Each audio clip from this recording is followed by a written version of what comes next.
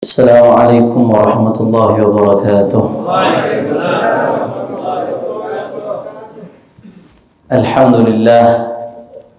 Alhamdulillahi rabbil alamin. Allahumma salli wa sallim wa barik wa karrim wa majid wa azim ala sayyidina wa habibina wa syafi'ina wa nuri qulubina Muhammad al-fatihi lima ughliqa wal khatimi lima sabaq ناصر الحق بالحق والهادي إلى الصراط المستقيم وعلى آله وصحبه حق قدره ومقداره العظيم يا فتاه يا عليم أما بعد. Sama-sama kita muliakan dan kita hormati dan kita patuhi insyaallah Sayyidil Walid guru kita Al-Habib Ahmad bin Saleh Al-Attas serta keluarga besar beliau, wabil khusus putra-putra dan menantu beliau Al-Habib Husain bin Yahya. Kita doakan mudah-mudahan guru kita Al-Habib Ahmad beserta keluarganya Allah berikan panjang umur, sehat walafiat dalam ketaatan kepada Allah, dijaga lahir batinnya, amin ya rabbal.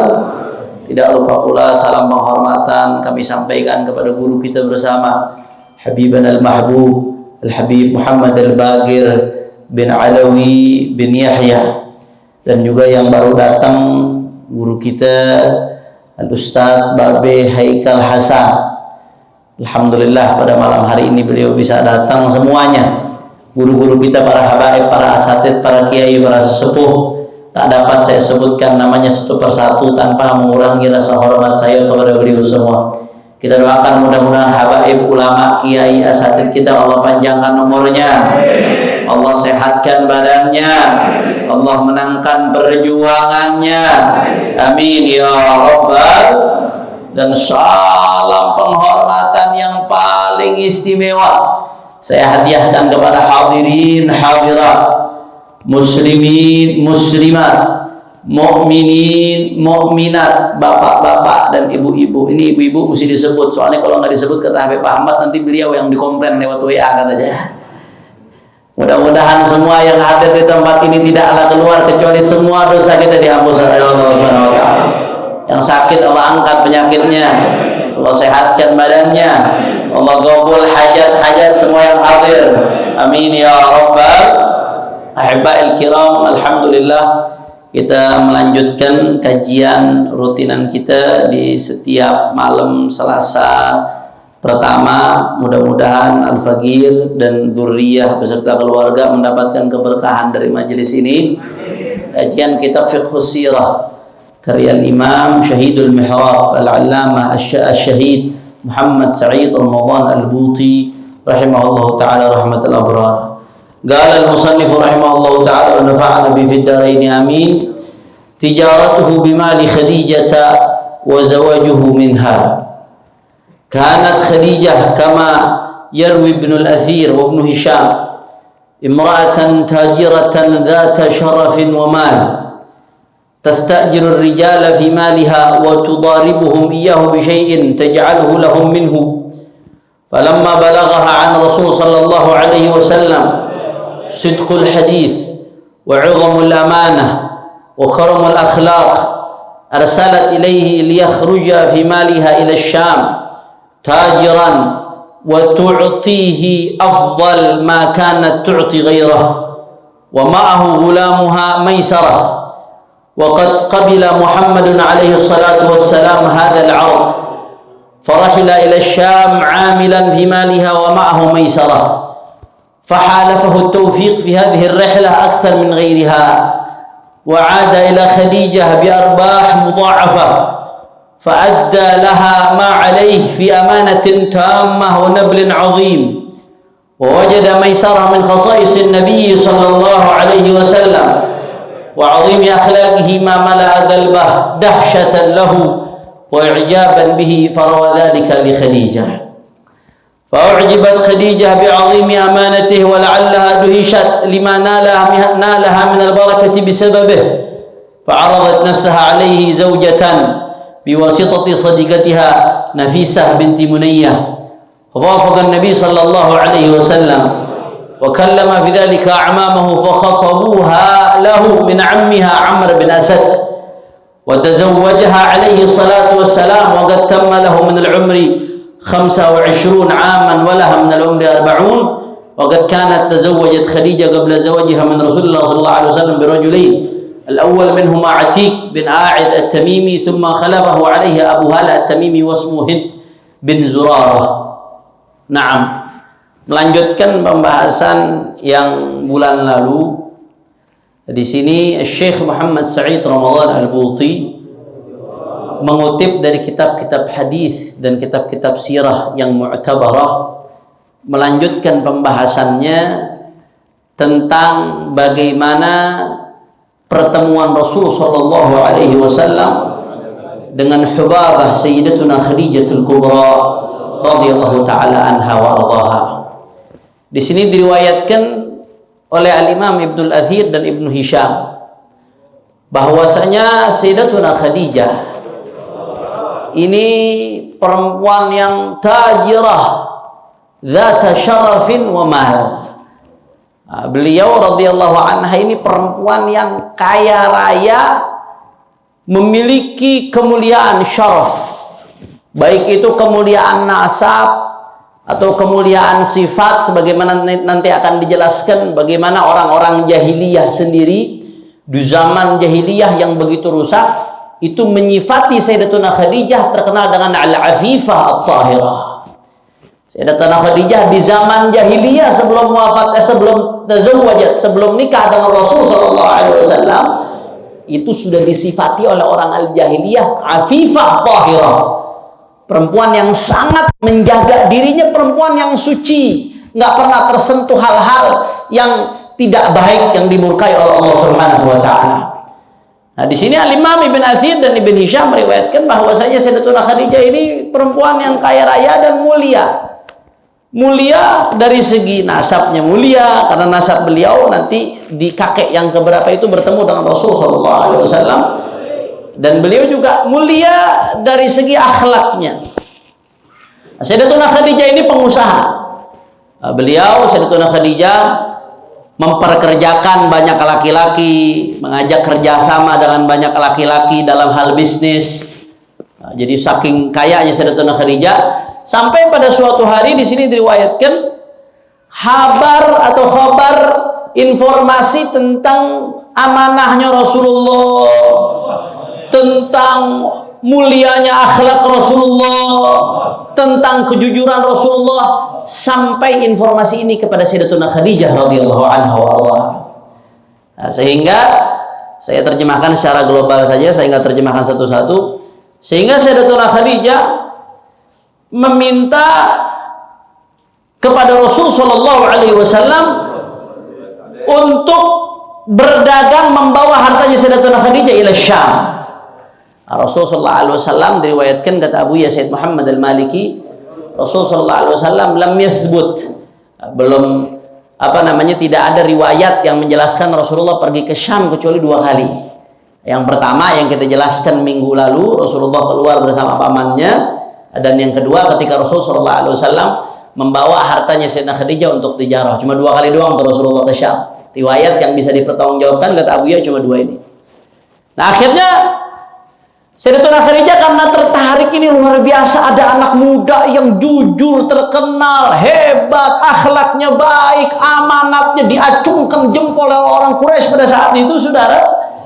Akhirnya Sayyidatuna Khadijah minta kepada Rasul sallallahu alaihi wasallam, dikirim utusannya supaya Rasul sallallahu alaihi wasallam mau bawa dagangan Sayyidatuna Khadijah menuju Syam.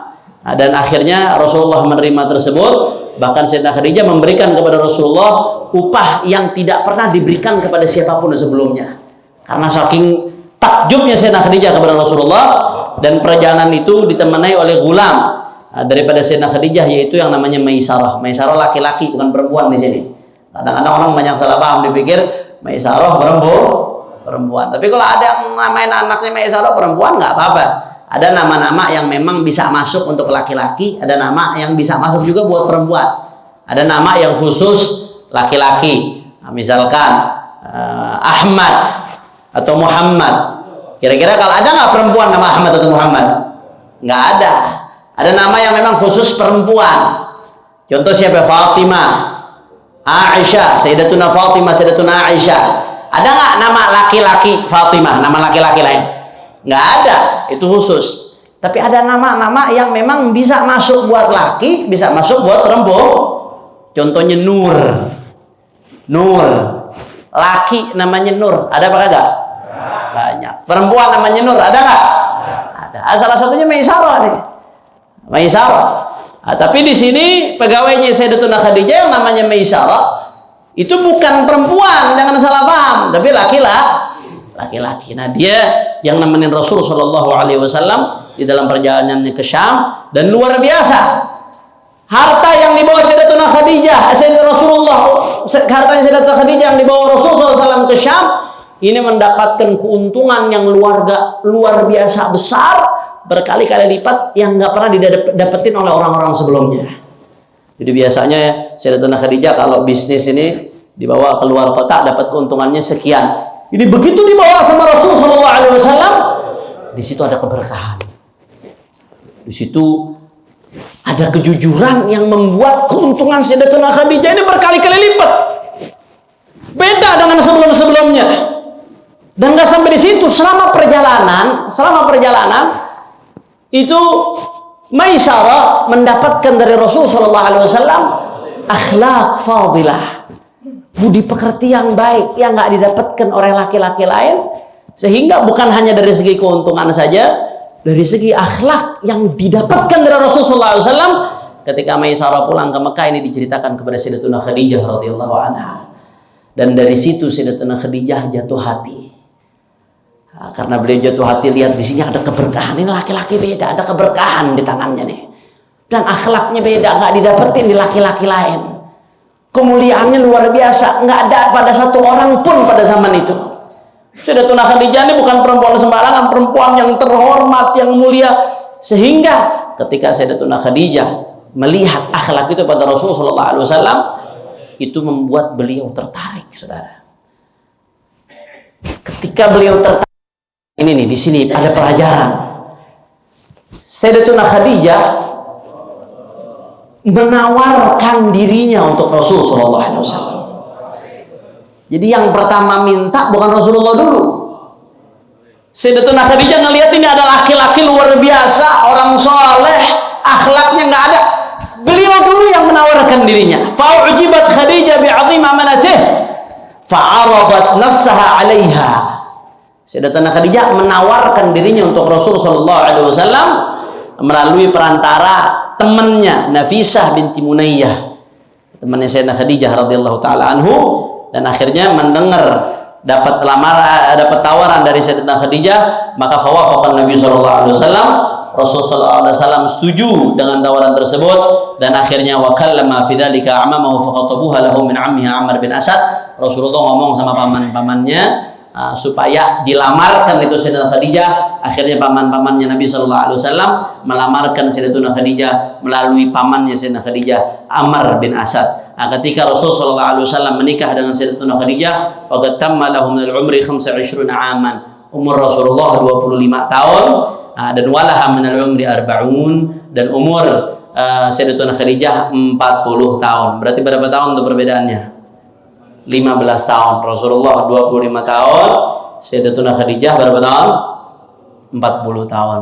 Ahibba'il kiram, dari nas sirah yang tadi dikutip, seperti biasa tadi saya nerjemahkan dulu, belum menjelaskan. Dari yang tadi kita kutip, Syekh Muhammad Sa'id Ramadan Al-Buti radhiyallahu anhu memetik beberapa pelajaran. Yang pertama, pelajaran yang bisa dipetik dari sini adalah bagaimana Rasul Shallallahu Alaihi Wasallam menunjukkan kemandiriannya. Rasulullah dagang. Nah, ini kita udah bahas nih panjang lebar di bulan lalu ketika bicara tentang kenapa Rasul Shallallahu Alaihi Wasallam mengembara. Padahal kalau Allah Subhanahu Wa Taala mau bikin Rasulullah jadi orang paling kaya, Allah bisa atau tidak? Allah mampu atau tidak? Tapi kenapa kok Rasulullah SAW di masa mudanya justru ditakdirkan oleh Allah jadi pengembala kambing? Bahkan dilanjutkan di sini, Rasulullah bukan hanya mengembala, tapi Rasulullah juga berdagang. Sebagian besar sudah kita bahas di pertemuan yang lalu. Tapi intisarinya, Yang pertama, Rasulullah SAW ngajarin kita jangan pernah bergantung sama orang. Taharrak fa innal fil harakah barakah, bergerak. Biar kata usaha kecil-kecilan juga bergerak, jangan bergantung sama orang. Hina kita kalau bergantung sama orang. Biar kata usaha kecil-kecilan bergerak. Fa inna fil harakah barakah.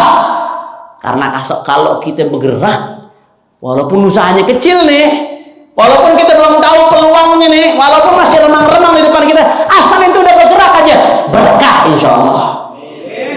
Amin ya Rabbal. Itu yang pertama.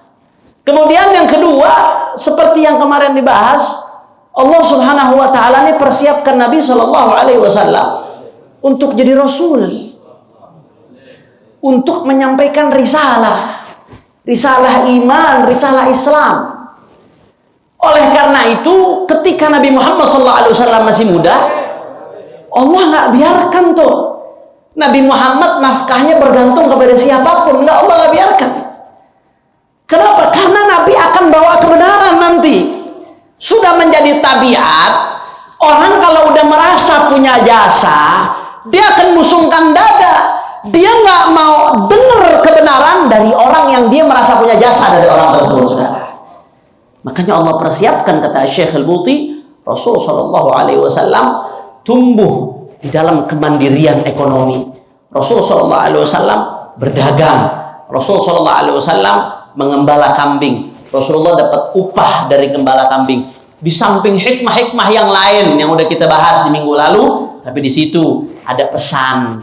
Bukan hanya untuk Rasulullah, tapi untuk para penerus Rasulullah, para ulama, para habaib, para kiai, para ustadz. Wahai ulama, habaib, kiai, ustadz, jangan sampai kalian bergantung dengan orang lain. Kalau kalian sudah bergantung dengan orang lain, maka orang itu nggak akan menghargai kamu. Apa yang kamu bawa ini sesuatu yang besar, sehingga kamu harus jadi orang yang dihargai. Nggak heran kalau ulama mengatakan man akala min maraqis sultan taqula lisanhu an qaulil haq.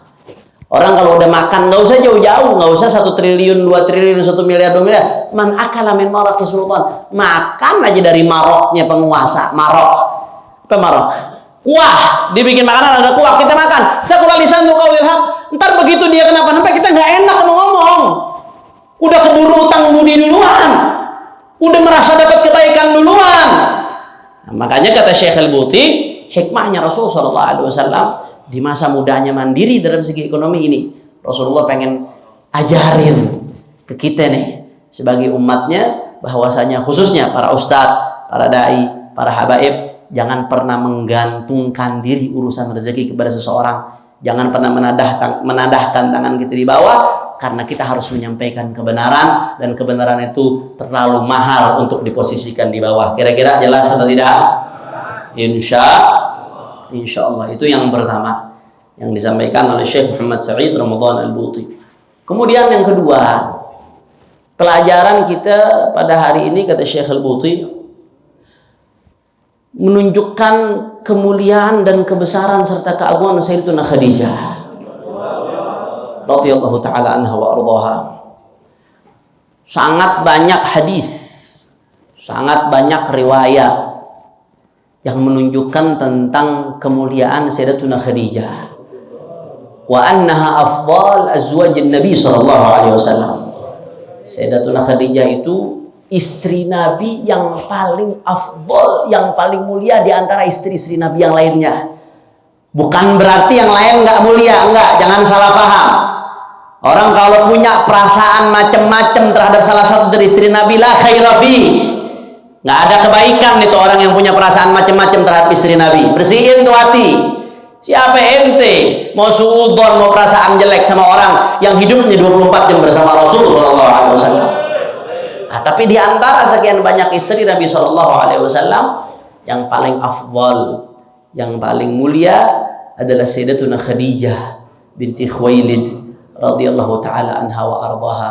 Ada banyak hadis, nanti kita baca sebagian.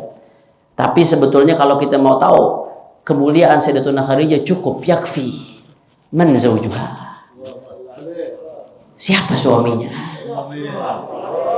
Siapa suaminya?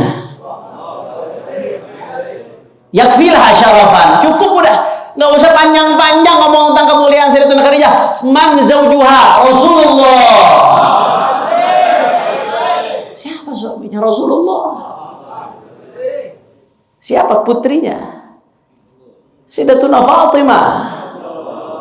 Siapa mantunya? Sayyidina Ali bin Abi Thalib radhiyallahu anhum wa ardhahum. Itu udah cukup sebenarnya, nggak usah panjang-panjang. Kalau mau ngomong tentang kemuliaan Sayyidatuna udah nggak usah panjang-panjang. Orang kadang-kadang kan bangga jadi istri pejabat, bangga jadi istri orang kaya, bangga jadi istri fulan, bangga jadi istri alan. Ada zauju Rasulullah, istrinya Rasul sallallahu alaihi wasallam. Nggak ada kemuliaan di atas kemuliaan itu, saudara. Belum lagi kalau kita lihat hadis ini Abuya Sayyid Muhammad Al-Maliki radhiyallahu taala anhu ardah sampai nulis satu kitab judulnya Al-Bushra fi Manaqib Sayyidah Khadijah Al-Kubra. Al-Bushra, kabar gembira di dalam menjelaskan riwayat hidup Sayyidatuna Khadijah Al-Kubra. Kalau kita mau bahas nih panjang lebar, 5 pertemuan gak kelar nih kalau kita mau baca satu-satu, mau diterjemahkan, saudara.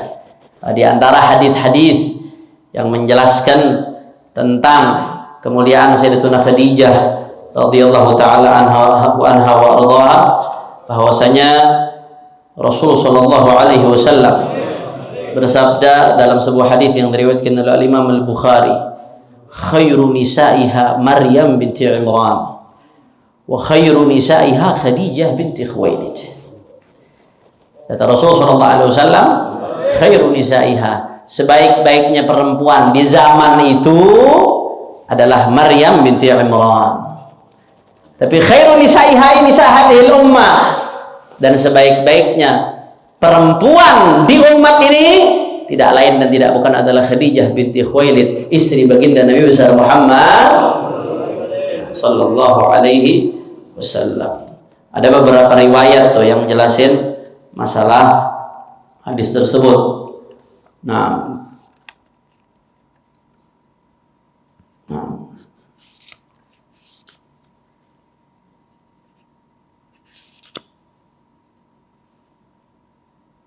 ada juga ada 4 hadis yang perempuan yang disebutkan oleh Rasul sallallahu alaihi wasallam.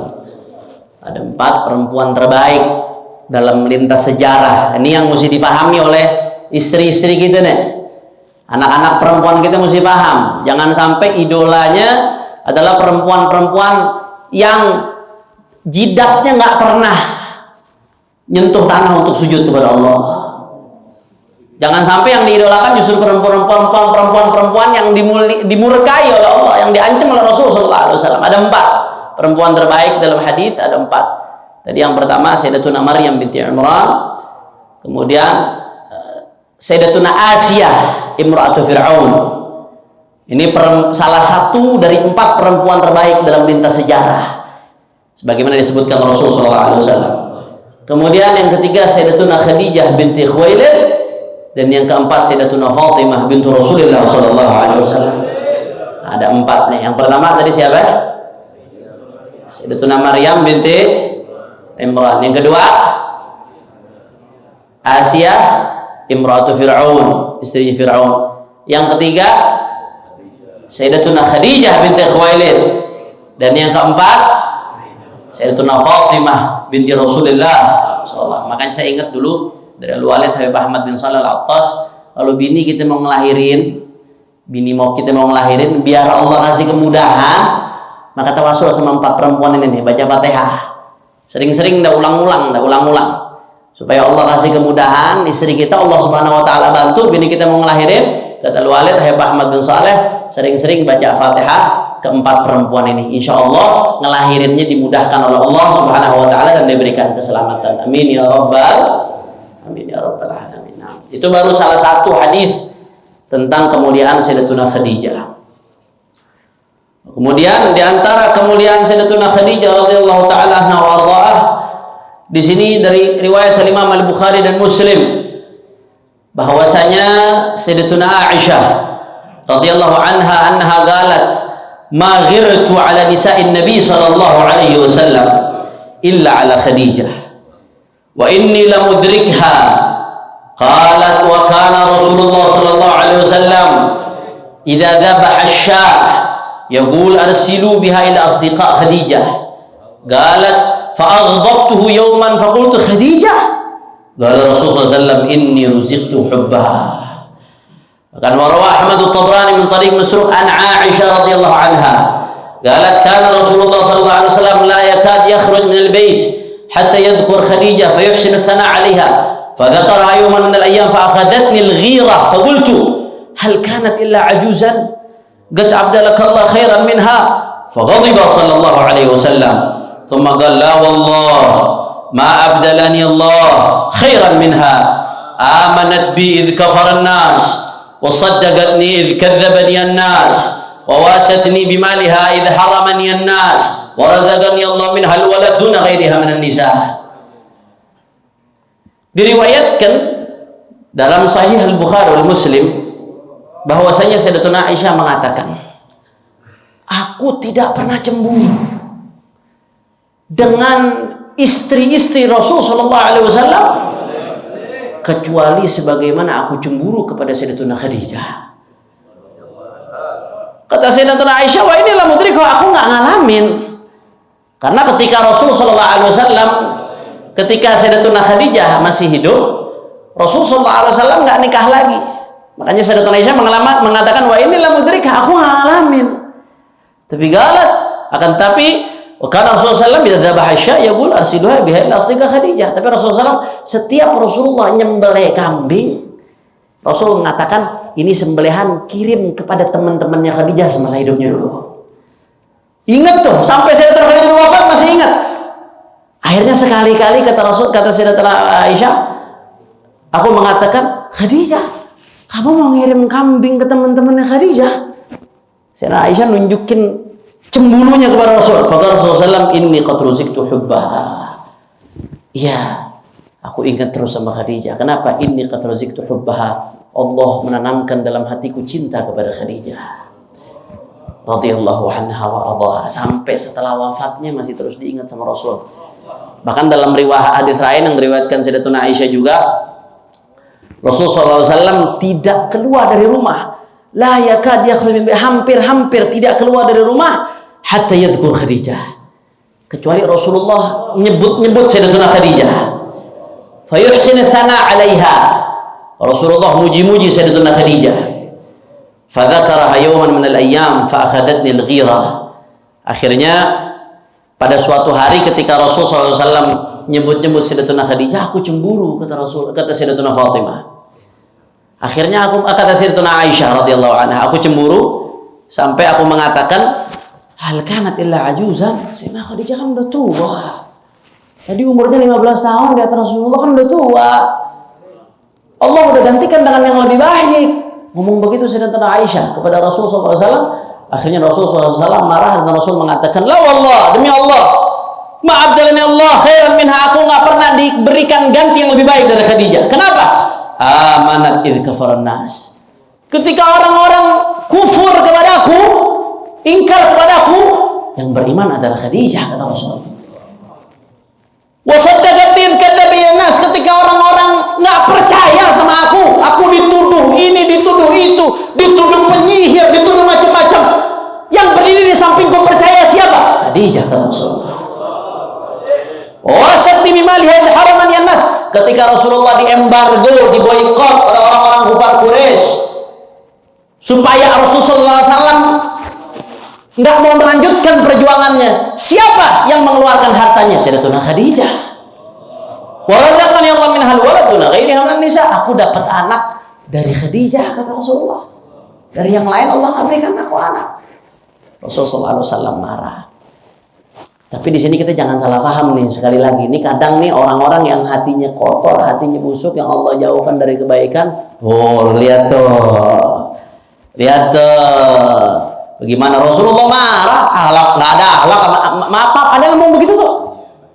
Nggak ada otak. Ngomong begitu tuh, lihat tuh Rasulullah sampai marah tuh, bikin marah Rasulullah. Apa begitu kelakuan bini? Masya Allah, siapa ente? Siapa ente? Rasul sallallahu alaihi wasallam ketika menikah dengan Sayyidatuna Aisyah. Sayyidatuna Aisyah itu umurnya masih 7 tahun ketika nikah, tapi belum tinggal bareng. Rasulullah SAW tinggal bareng sama Sayyidatuna Aisyah setelah hijrah. Umur Sayyidatuna Aisyah 9 tahun. Tapi beda 9 tahunnya orang dulu sama 9 tahunnya orang sekarang beda. 9 tahunnya orang dulu itu udah dewasa. Bongsor kalau masih orang Betawi, Habib ya. Dan Rasulullah SAW wafat, umur Sayyidatuna Aisyah masih 18 tahun. Nah, jadi dengan umur semuda itu, ketika Sayyidatuna Aisyah menunjukkan kecemburuannya, secara manusiawi itu wajar. Itu hal yang biasa, bukan sebuah kekurangan. Buktinya apa? Sampai akhir hayat Rasulullah ridho sama Sayyidatuna Aisyah. Sampai wafatnya Rasulullah pun di kamar Sayyidatuna Aisyah. Nggak main-main, itu pilihan Allah. Rasulullah sama Sayyidatuna Aisyah siang malam. Rasulullah sampai main sama Sayyidatuna Aisyah, bercanda sama Sayyidatuna Aisyah. Kok tahu-tahu ente kurang ajar ngomentarin orang yang disayang sama Rasulullah SAW. Makanya ada satu poin yang di sini mesti kita perhatiin. Ya betul, Sayyidatuna Aisyah menunjukkan kecemburuannya manusiawi sebagai seorang wanita. Tapi ada satu poin. Abuya Sayyid Muhammad ibn Ali al-Maliki menegaskan, kata Abuya, wa bihada ta'lam anna ghairataha la an bughdin wa la an ada, wa innama hiya tabi'atun ma'rufatun fin nisa, wa Aisyatu hiya allati naqalat lana fi fadli Khadijah radhiyallahu ta'ala anhuma dhalikal khabar wa laulaha ma kunna waqafna lahu ala ainin wala athar. Ya, kata Abuya, kita mesti tahu Sayyidatuna Aisyah memang cemburu, tapi kecemburuannya bukan karena kebencian, bukan, jangan salah paham. Bukan karena permusuhan, bukan. Tapi kecemburuan itu, kata Abuya, itu tabiat, itu manusiawi. Memang perempuan seperti itu pasti, apalagi dengan umur semuda Sayyidatuna Aisyah. Tapi satu poin yang mesti kita tahu, yang tadi saya baca tuh hadis Fadilah Sayyidatuna Khadijah, hadis yang saya baca tadi, bagaimana nunjukin cintanya Rasulullah sama Sayyidatuna Khadijah, baik hadis yang dari Imam Bukhari, atau hadis dari Imam Ahmad, atau dari hadis Imam Tabrani, semuanya yang riwayatkan tentang Fadilah Sayyidatuna Khadijah, Sayyidatuna Aisyah.